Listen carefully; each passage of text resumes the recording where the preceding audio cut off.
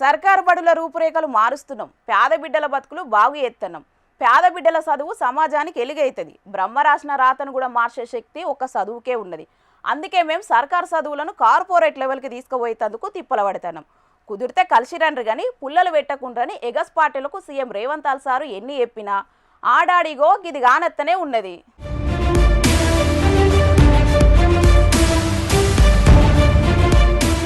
చదువులు చెప్పేది సర్కారు సాలరు, తిండి పెట్టేది సర్కారు నౌకర్లు. తిండికి చదువుకు పైసలు ఖర్చు చేసేది అధికారంలో ఉన్నోళ్ళు అంటే సర్కారోళ్ళు. మరి అసొంటప్పుడు ఎవలకేం పుట్టిందుల్లా?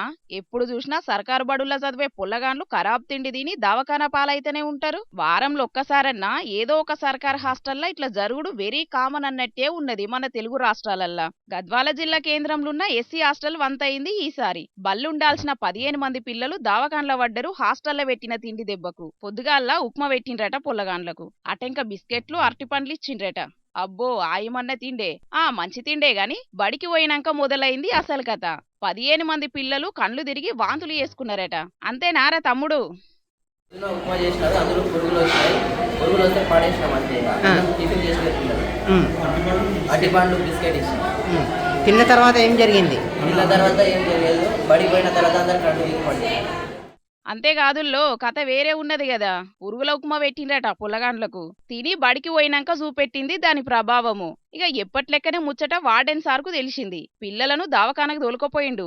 ఇప్పటికైతే పిల్లలందరూ క్షేమంగానే ఉన్నారు. కానీ సర్కార్ హాస్టల్లో ఇసొంటి జరుగుడు శానా కామనుల్లా. ఎంత కామన్ అంటే పానాలు పోయేదాకా కామనే. అప్పుడు కూడా 4 ఒద్దులు గడిబిడి చేస్తారు. 5వ రోజు కుక్కతోక వంకర కథే. మళ్ళా సర్కార్ హాస్టల్లో ఫుడ్ పాయిజన్లు అయితేనే ఉంటాయి. కానీ ఇదంతా కామన్ అనుకుంటాడో ఏందో తెలియదు గాని చదువుల మంత్రి కమ్ ముఖ్యమంత్రి రేవంత్ రెడ్డి సారు మాత్రం గవేం పట్టనట్టే ఉంటాడని పిల్లల తల్లిదండ్రులు, విద్యార్థి సంఘాల నాయకులు మస్తు కోపానికి రావట్టిండ్రు. చూడాల మరి సర్కారు ఇప్పుడు ఏం చర్యలు తీసుకుంటుందో.